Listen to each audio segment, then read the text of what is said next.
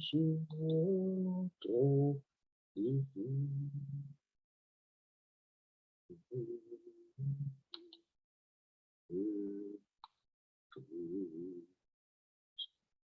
Je vous aime, salut souvent ton divin.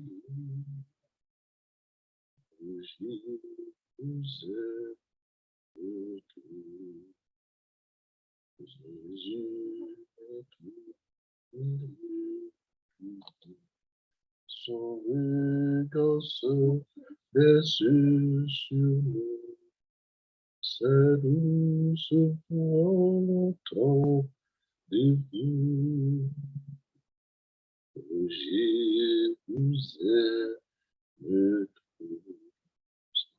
Oh, je vous aime tous. Sa douce voix l'entend de vous. Oh, je vous aime tous. Brothers and sisters, chers frères et sœurs, chers amis, nous aime qui nous a délivrés de nos péchés par son sang. De celui qui nous a délivrés de nos péchés par son sang. Il est autre que Jésus-Christ. Jésus-Christ est le témoin fidèle. Et Jésus-Christ est le témoin fidèle. Le témoin fidèle, le premier-né d'entre les morts. Jésus est le premier-né d'entre les morts. Il est celui qui est venu sur la terre mourir pour nos pécheurs. Il a tout fait pour que nous soyons en conformité avec Dieu. Il a tout fait. Et c'est pour cela que il est le prince des rois de la terre. Le prince des rois de la terre. Et ensuite, seulement il est le prince des rois de la terre. Et maintenant, à celui qui nous aime, il est celui qui nous aime, celui qui nous aime, qui nous a délivrés. Il est celui qui nous a délivrés de nos péchés par son sang. Jésus-Christ a fait de très grandes choses pour nous. Il est celui qui nous aime, il est le premier-né, il est le témoin fidèle, le premier-né d'entre les morts, le prince des rois de la terre, et c'est lui qui nous aime et qui nous a délivrés de nos péchés par son sang. Ce verset nous rappelle combien Jésus-Christ joue un rôle central. Jésus-Christ joue un rôle central dans le dessein de Dieu. Jésus-Christ roule dans le plan du salut. Mais Jésus-Christ pour nous sauver, et il a joué un rôle central dans le dessein divin. Et maintenant, quand nous le regardons, le seul moyen de salut et seul médiateur entre Dieu et les hommes, c'est Jésus. Jésus-Christ est le seul moyen de salut, prévu par Dieu. La foi dans son précieux sang sacrificiel est indispensable pour obtenir la vie éternelle. D'après 1 Timothée chapitre 2, versets 4 à 6. Car il veut que tous les hommes soient sauvés et parviennent à la connaissance de la vérité. En effet, il y a un seul Dieu et de même aussi un seul médiateur entre Dieu et les hommes, un homme, Jésus-Christ. Il a offert sa vie en rançon pour tous. Il n'a pas offert sa vie en rançon pour un seul peuple. Il a offert sa vie en rançon pour tous. Quelle que soit votre nationalité, quelle que soit votre langue, quel que soit votre groupe ethnique, Jésus a offert sa vie en rançon pour vous. Quelle que soit la langue dont vous parlez, Jésus a offert sa vie en rançon pour vous. D'après Acte 4, verset 12, il n'y a de salut en aucun autre, car il n'y a il n'y a sous le ciel aucun autre nom qui ait été donné parmi les hommes par lequel nous devions être sauvés. Il n'existe pas d'autre nom. Ce n'est que le nom de Jésus. D'après Colossiens 1er, verset 20, il a voulu par Christ tout réconcilier avec lui-même, aussi bien ce qui est sur la terre que ce qui est dans le ciel, en faisant la paix à travers lui par son sang versé sur la croix. Par le sang de Jésus versé sur la croix, eh bien, Dieu nous a réconciliés avec lui-même. Quel grand privilège. Maintenant, expression que nous allons considérer maintenant, c'est le témoin fidèle. On a dit que Jésus, la Bible nous déclare que dans l'apôtre Jean nous dit que Jésus est le témoin fidèle. En tant que témoin fidèle, maintenant, il a fait de très grandes choses pour l'humanité. Il est le témoin fidèle. En tant que témoin fidèle, qu'est-ce qu'il a fait pour nous? Voyons quelques versets. Maintenant, la Bible le déclare. D'après Proverbe 14, verset 5, un témoin fidèle ne ment pas, tandis qu'un faux témoin dit des mensonges. Un témoin fidèle ne ment pas, mais tandis que un faux témoin dit des mensonges. Le ministère de Jésus a justement consisté à rendre témoignage à la vérité. D'après Jean 18, verset 37, Pilate dit, « Tu es donc roi. » Jésus répondit, « Tu le dis, je suis roi. Si je suis né et si je suis venu dans le monde, c'est pour rendre témoignage à la vérité. Toute personne qui est de la vérité écoute ma parole. » Mais Jésus a rendu témoignage que du Père. Et que toute personne qui aime la vérité écoute son témoignage, écoute ce qu'il dit. Jésus est appelé témoin fidèle et véritable. Dans sa lettre aux chrétiens de la Odyssée, Apocalypse chapitre 3, verset 14, nous dit, « Écrit à l'ange de l'église de la Odyssée, voici ce que dit l'Amen, le témoin fidèle et véritable, l'auteur de la création. » Jésus est l'auteur de la création de Dieu. Tout a été créé par lui et pour lui. Il est le témoin fidèle. Jésus, le chef des armées célestes. C'est pour cela qu'il est appelé l'archange. Il est le seul chef principal de l'armée des cieux. Est appelé fidèle et véritable. Au chapitre 19, il juge et combat avec justice. Apocalypse 19, verset 11. Ensuite, je vis le ciel ouvert, et voici que cheval blanc apparut. Celui qui le montait s'appelle fidèle et véritable. Il juge et combat avec justice. Jésus est un vaillant guerrier. Il est un juste juge. Il bat, il combat, il est le fidèle, le témoin fidèle. Il est aussi le prince des rois de la terre.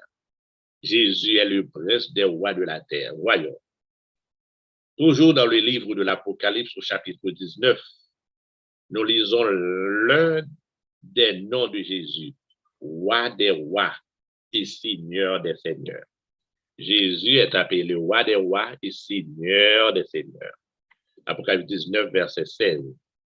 Il portait sur son vêtement et sur sa cuisse un nom écrit, roi des rois et seigneur des seigneurs. Jésus sera le roi du royaume de Dieu qui rétablira la souveraineté de l'univers, la souveraineté de Dieu et les conditions idéales de paix et de justice pour l'humanité. C'est-à-dire que nous vivons dans un monde qui s'entre-déchire, un monde qui a tué l'autre, mais Jésus établira un royaume de paix, de justice pour tous les hommes. Jésus est appelé le premier-né d'entre les morts. Hein? Jésus est appelé le premier-né d'entre les morts. D'après Colossiens 1er, verset 18, il est la tête du corps qu'est l'Église. Il est le commencement, le premier-né d'entre les morts, afin d'être en tout le premier. Jésus est le premier d'entre les tout, entre tout. Jésus est le premier à avoir été ressuscité par Dieu pour la vie éternelle. C'est pourquoi il est appelé le premier-né d'entre les morts. Sa résurrection va initier la possibilité de vie éternelle pour tous les chrétiens qui auront foi dans son sacrifice. Quel que soit le chrétien qui a foi dans le sacrifice de Jésus, eh bien, ce chrétien-là bénéficiera de la vie éternelle. C'est pour cela que nous devons bien considérer cela. Maintenant, d'autres versets que nous allons considérer, c'est le verset 6. Apocalypse 1er, verset 6. Titre associé à Jésus-Christ. Hein? Des rois et des prêtres sont associés à Jésus-Christ. Après Apocalypse 1er, verset 6. Et il a fait de nous un peuple de rois, des prêtres au service de Dieu. Son Père, à lui donc soit la gloire et le pouvoir pour l'éternité. Amen. Ce verset parle d'un peuple de rois et de prêtres au service de Dieu. La fonction de roi est une fonction politique assurant la paix, la sécurité et le bon fonctionnement de la société. La fonction de prêtre est une fonction religieuse assurant l'enseignement de Dieu et les effets du sacrifice de Jésus-Christ, ressuscité, guérison pour tout le monde. Jésus-Christ sera le roi du royaume de Dieu. Il est le roi, il sera établi et il établira son royaume pour l'éternité. Notre Dieu Tout-Puissant a prévu un roi en qui il a toute confiance, à qui il a confié tout pouvoir, son Fils Jésus-Christ. Jésus-Christ a la confiance de son Père.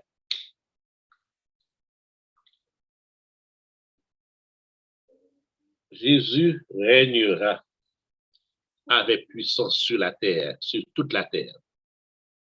Son gouvernement remplacera tous les gouvernements incompétents actuels. 1 Corinthiens 4, verset 20. Daniel chapitre 2, verset 44. Psaume 2, verset 6 à 9. Lisons Psaume 2, verset 6 à 9. Et moi, j'ai établi mon roi sur Sion, ma montagne sainte. Je publierai le décret. Yahvé m'a dit, tu es mon fils. Je t'ai engendré aujourd'hui. Demande et je te donnerai des nations pour héritage, pour domaine les extrémités de la terre. Tu les briseras avec un sceptre de fer. Tu les mettras en pièces comme le vase du potier. Jésus régnera, hein? Il régnera et domine toute la terre. Daniel 7, versets 13 et 14. Pendant que je regardais dans mes visions nocturnes, quelqu'un qui ressemblait à un fils d'homme est venu avec les nuées du ciel. Il s'est avancé vers l'ancien des jours et on l'a fait approcher de lui. On lui a donné la domination, la gloire et le règne. Et tous les peuples, les nations et les hommes de toutes langues l'ont servi. Sa domination est une domination éternelle qui ne cessera pas et son royaume ne sera jamais détruit. Après Matthieu 28, verset 18, Jésus déclare, Jésus s'approcha et leur dit, tout pouvoir m'a été donné dans le ciel et sur la terre. Jésus a reçu tout le pouvoir dans les cieux et sur la terre. Acte 17, verset 31. Parce qu'il a fixé un jour où il va juger la terre habitée avec justice par un homme qu'il a désigné, et il a procuré à tous les hommes une garantie en ce qu'il l'a ressuscité d'entre les morts. D'après Samuel 2, verset 10, du haut du ciel, il tournera sur eux. Yahweh jugera les confins de la terre. Il donnera la puissance à son roi et il élèvera la force de son roi. Voici ce que ferait l'Éternel. Des chrétiens ont été choisis pour être les co-héritiers du Christ. Jésus-Christ ne va pas régner seul, il régnera avec les chrétiens. Il aura des co-héritiers avec lui. On a parlé de 144 co-héritiers et une grande foule qu'il a choisi et qui régnera avec lui sur la terre pendant 1000 ans. Ou régneront avec lui pendant 1000 ans. Jésus et ses co-héritiers régneront au nom de Dieu. Apocalypse 20, verset 6 nous dit, heureux et saints, ceux qui ont part à la première résurrection. La seconde mort n'a point de pouvoir sur eux, mais ils seront prêtres de Dieu et de Christ, et ils régneront avec lui pendant 1000 ans. Apocalypse 3, verset 21. Le vainqueur, je le ferai asseoir avec moi sur mon trône, tout comme moi aussi j'ai vaincu et me suis assis avec mon Père sur son trône. Jésus, Apocalypse 1er, verset 6, et il a fait de nous un peuple de rois, des prêtres au service de Dieu son Père. Jésus-Christ, l'agneau de Dieu, est debout sur Sion, la montagne sainte, représentant le pouvoir divin en compagnie de 144 000 fidèles. Apocalypse 14, verset 1er. Je regardai et je vis l'agneau debout sur le mont Sion, et avec lui 144 000 personnes qui avaient son nom et le nom de son Père écrit sur leur front. L'apôtre Paul avait déclaré à ses compagnons chrétiens du premier siècle, dans 2 Timothée chapitre 2, verset 12, si nous persévérons, nous régnerons aussi avec lui. Si nous le régnons, lui aussi nous régnera. 1 Pierre 2, verset 9. Mais vous êtes une race choisie. Vous êtes une communauté de rois et de prêtres, une nation sainte, un peuple que Dieu a fait sien, afin de chanter la grandeur de celui qui nous a appelés des ténèbres à sa merveilleuse lumière. Bible des peuples. Apocalypse chapitre 5, verset 9, 10. Et il chantait un cantique nouveau en disant, tu es digne de prendre les livres et d'en ouvrir les sceaux, car tu as été offert en sacrifice et tu as racheté pour Dieu par ton sang des hommes de toute tribu, de toute langue, de tout peuple et de toute nation. Et tu as fait d'eux des rois et des prêtres pour notre Dieu, et ils régneront sur la terre. Jésus s'est donné lui-même pour le rachat de la race humaine. Ainsi, 144 000 chrétiens fidèles régneront aux côtés de Jésus, le roi établi par Dieu lui-même sur la terre pendant 1000 ans. Pendant 1000 ans, nous savons que les chrétiens, les sauvés, vont passer 1000 ans au ciel avec Jésus. Les effets du royaume de Dieu. Juste, Jésus est appelé prince de paix. Et son royaume assurera un règne de paix et de justice. Ésaïe 9, verset 6. Ésaïe 32, verset 1 et 2 nous dit, voici qu'un roi exercera son règne avec justice, et ses ministres gouverneront selon le droit, et chacun d'eux sera comme un abri contre le vent, un refuge contre l'orage, comme un coup d'eau sur un sol desséché, ou comme l'ombre d'un rocher massif dans un désert aride. Bible dissimeur. Apocalypse 21, verset 4 et 5 nous dit, Jésus nous promet la paix et il essuiera toute l'âme de nos yeux, la mort. Et il dit, il essuiera toute l'âme de nos yeux, de leurs yeux.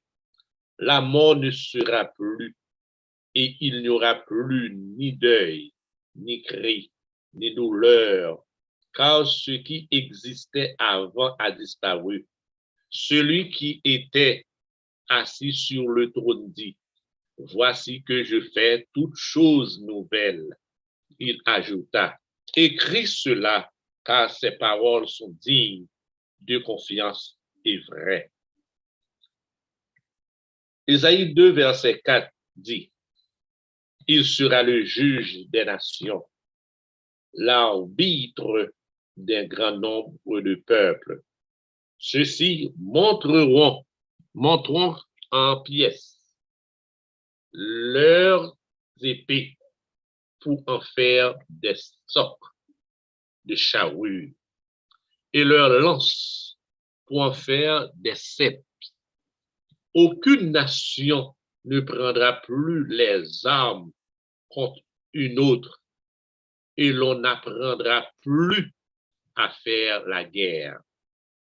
Jésus fera disparaître toute habileté de guerre, toute habileté des âmes.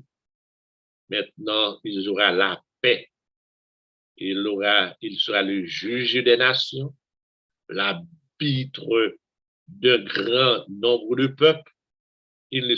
On n'aurait plus besoin de l'ONU, des intermédiaires pour apporter la paix. Non, Jésus établira un royaume de paix. Ésaïe 11, verset 9 nous dit, on ne fera aucun mal et on ne causera aucun ravage dans toute ma montagne sainte, car vraiment, la terre sera remplie de la connaissance de l'Éternel, comme les eaux recouvrent la mer. Alléluia. Nous désirons-nous vivre sous l'autorité de tel gouvernement, n'est-ce pas, chers amis, chers auditeurs? Nous pouvons être rassurés quant à l'avenir de notre planète. En effet, le royaume de Dieu, gouvernement céleste dirigera par Jésus-Christ, se chargera d'assurer efficacement la paix, la sécurité, la fin de la souffrance, du deuil, de la pollution, de la maladie, de la mort et de tout autre, de la guerre, de la soif, de la chaleur serait totalement éliminé. Apocalypse 1, verset 18, Ésaïe 14, verset 17, Apocalypse 7, verset 16 et 17. Jésus-Christ et ses cohéritiers ne jugeront pas sur l'apparence, mais avec justice, en ayant de la considération pour les plus faibles. Ésaïe 11, verset 1 à 5 et Psaume 72, verset 11 à 14. Chers frères et sœurs, chers amis, oui, Jésus et ses associés, rois des rois, rois et prêtres associés à Jésus-Christ. Et ainsi, chers amis, nous allons considérer le verset 7. Verset 7 du livre de l'Apocalypse, Apocalypse 1er, verset 7. Le retour de Jésus-Christ sera perçu par tous les habitants de la terre. Non pas un groupe, mais par tous les habitants de la terre. Apocalypse 1er, verset 7, nous dit, voici, il vient avec les nuées, et tout œil le verra, même ceux qui l'ont percé. Et toutes les tribus de la terre se lamenteront à cause de lui. Oui, amen. Le retour de Jésus, où doit-il se faire? Le verset Apocalypse 1er, verset 7, nous rappelle les paroles de Jésus prononcées sur le mont des Oliviers en réponse à une question importante posée par ses disciples. Dis-nous quand cela arrivera-t-il?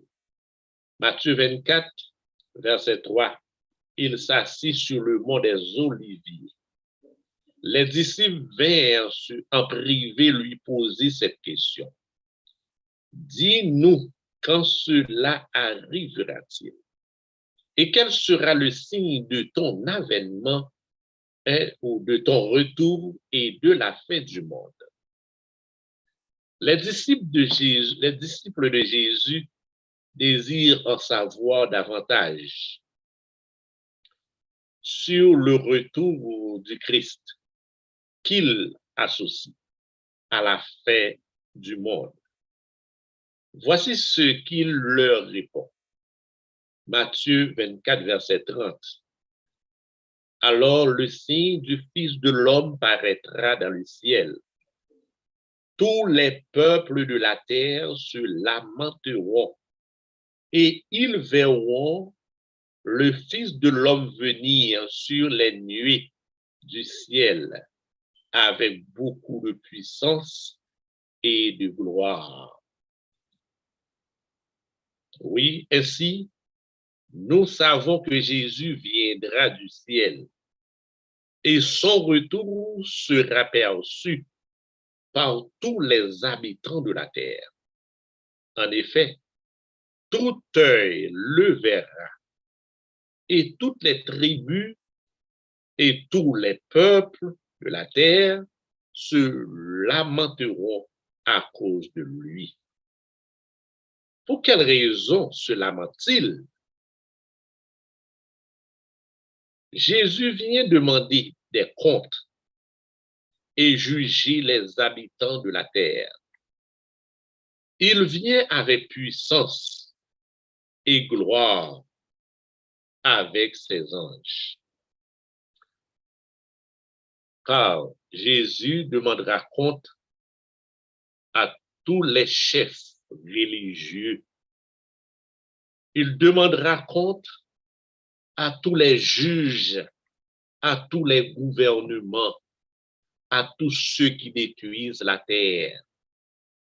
Il demandera compte à tous les membres d'Église, les leaders religieux. Il demandera compte.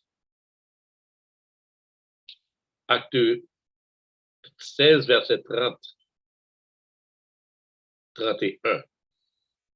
Sans tenir compte des temps d'ignorance, Dieu annonce maintenant à tous les hommes, à tous les êtres humains, partout où ils se trouvent, qu'ils doivent changer d'attitude parce qu'il a fixé un jour où il jugera le monde avec justice par l'homme qu'il a désigné. Il en a donné à tous une preuve certaine en le ressuscitant.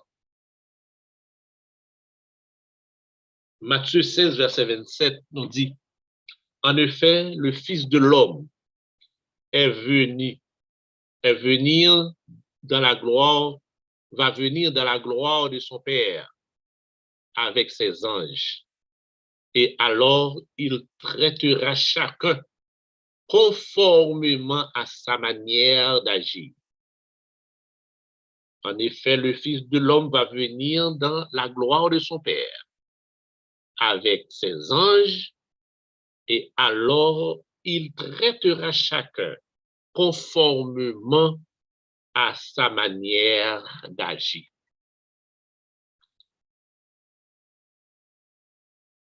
Pourquoi est-il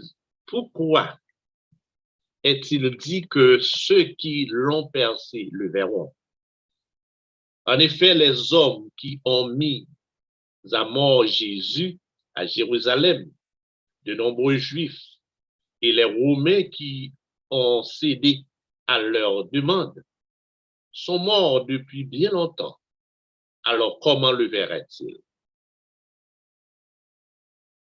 Si l'on remonte l'histoire au 1er siècle de notre ère, la mort de Jésus s'est accompagnée de beaucoup de tristesse et de douleur. Et encore aujourd'hui, la mort de Christ est restée gravée dans les mémoires collectives. À notre époque, ceux qui ont tué Jésus représentent tous ceux qui s'opposent à lui, à son enseignement, ou qui peut-être ne croient pas en lui, en ses promesses, en ses miracles, en son salut. Ils rejettent l'idée qu'il ait pu être le Fils de Dieu, envoyé sur terre pour nous permettre d'acquérir la vie éternelle. Le fait de voir le retour de Jésus, il est clairement dit, tout œil le verra, même ceux qui l'ont percé, implique comprendre qui il est vraiment. Et pour ceux qui l'ont percé, réaliser qu'ils ont méprisé l'enseignement et les promesses de Jésus données à l'humanité. Lorsque Jésus reviendra, tous les humains, croyants ou non croyants, chrétiens ou pas, comprendront qu'il s'agit bien de Jésus-Christ. Comment tous les humains comprendront-ils ce qu'implique le retour du Christ? Le retour de Jésus se fera avec puissance et sera forcément associé à des bouleversements mondiaux d'une grande ampleur. En effet, Matthieu 24, verset 30 nous dit qu'il viendra avec beaucoup de puissance et de gloire. Et Matthieu 25, verset 31 nous dit qu'il viendra dans sa gloire avec tous les saints anges. Pour quelle raison Jésus revient-il? Pour instaurer son royaume céleste qui dirigera enfin la terre avec justice et équité. Ceux qui rejettent son règne ne pourront pas bénéficier des promesses éternelles qu'il propose. Matthieu 25, verset 31 à 33 nous dit: lorsque le Fils de l'homme viendra dans sa gloire avec tous les saints anges, il s'assiera sur son trône de gloire. Toutes les nations seront rassemblées devant lui. Il séparera les uns des autres, comme le berger sépare les brebis des boucs. Il mettra les brebis à sa droite et les boucs à sa gauche. De quel côté serez-vous, vous qui m'écoutez en cet après-midi? Vous qui m'écoutez, de quel côté seriez-vous? Apocalypse 11, verset 15. Le 7e ange sonna de la trompette et des voix fortes retentirent dans le ciel. Elle disait: le royaume du monde est remis à notre Seigneur et à son Messie. Et il régnera au siècle des siècles. Pas pour un temps, mais au siècle des siècles. Pourquoi est-il dit qu'il viendra avec les nuées? Apocalypse 1er, verset 7. Voici, il vient avec les nuées. Luc 21, verset 27 nous dit: alors on verra le Fils de l'homme venir sur une nuée avec beaucoup de puissance et de gloire. Aux prêtres juifs qui cherchaient un faux témoignage contre lui afin de le faire mourir, Jésus a déclaré dans Matthieu 26, verset 64, vous verrez désormais le Fils de l'homme assis à la droite du Tout-Puissant et venant sur les nuées du ciel. Suite à ces paroles, voici comment réagissent les pharisiens. Matthieu chapitre 26, verset 66 à 68. Ils répondirent, il mérite la mort. Là-dessus, ils lui crachèrent au visage et le frappèrent à coups de poing. Certains lui donnaient des gifles en disant: Christ, prophétise-nous, qui t'a frappé? Puis, lorsque Jésus est remonté au ciel 40 jours après sa résurrection, une nuée l'a caché aux yeux de ses disciples qui fixaient vers le ciel. Acte 1er, verset 9. Après avoir dit cela, il s'éleva dans les airs pendant qu'il le regardait, et une nuée le cacha à leurs yeux. Deux anges leur ont alors dit, et comme ils avaient les regards fixés vers le ciel, pendant qu'ils s'en allaient, deux hommes habillés de blanc leur apparurent et dit: hommes de Galilée, pourquoi restez-vous à regarder le ciel? Ce Jésus qui a été enlevé au ciel du milieu de vous reviendra de la même manière que vous l'avez vu aller au ciel. Ainsi, Jésus devrait revenir de la même manière qu'il est parti.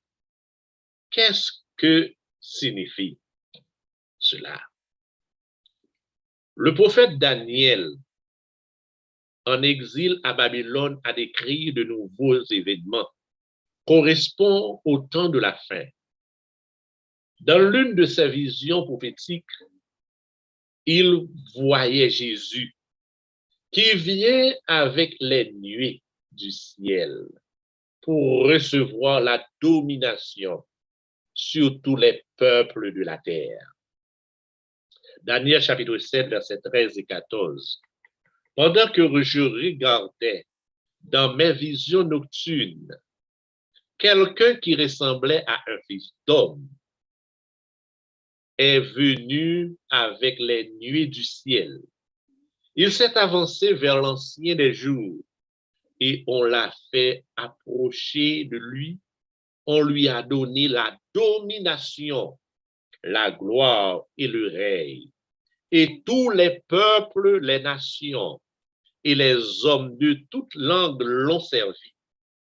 Sa domination est une domination éternelle qui ne cessera pas et son royaume ne sera jamais détruit. La nuée est associée au ciel. Jésus viendra du ciel avec ses anges puissants. Tout comme la nuée a caché Jésus aux yeux de ceux qui observaient son ascension, on ne le verra pas vraiment venir. Mais cela n'est-il pas contradictoire avec ce qui a été dit précédemment? Non. En fait, la plupart des humains sont dans l'inconscience complète ou ont choisi d'être ignorants des événements du temps de la fin annoncés dans le livre de l'Apocalypse. Le retour du Christ sera une véritable surprise. Ils n'auront pas vu venir ce tournant de l'histoire de l'humanité et dont seront grandement surpris.